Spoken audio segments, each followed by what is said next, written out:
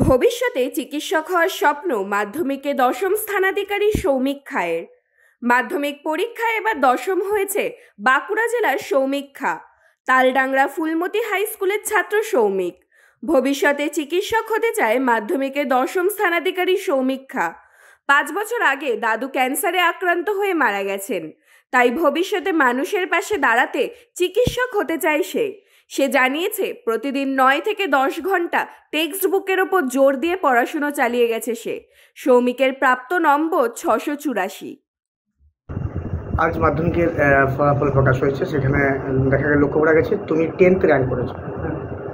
কতটা ভালো লাগছে? ভালো তো খুবই লাগছে, মানে আশা করেছিলাম হবে, মানে সেরকম হয়েছে, খুবই ভালো লাগছে। এই রেজাল্ট কি আশা করেছিলে? আমি আশা করেছিলাম এর থেকে একটু বেশি হবে, মানে টেস্টের থেকে সামান্য নম্বরটা কমেছে, মানে ওটা আশা করিনি, তবে র্যাঙ্ক হবে এটা আশা করেছিলাম। কি নিয়ে পড়াশোনা করতে? মেডিকেল।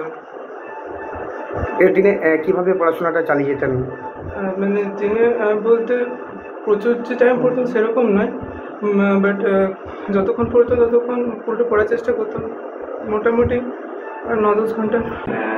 আপনার ছেলে মাধ্যমিকে তালিকায় দশম স্থান দখল করেছে, কতটা ভালো লাগছে? খুব ভালো লাগছে, খুবই ভালো লাগছে। আমাদের এই প্রত্যন্ত এলাকা থেকে ও একটা র্যাঙ্ক করেছে, এটাতে খুব খুশি। আশা করেছিলাম? হ্যাঁ, অবশ্যই আশা করেছিলাম। আরও ভেবেছিলাম যে আর একটু আগের দিকে হবে, কিন্তু ও 10th হয়েছে, অতি খুব খুশি।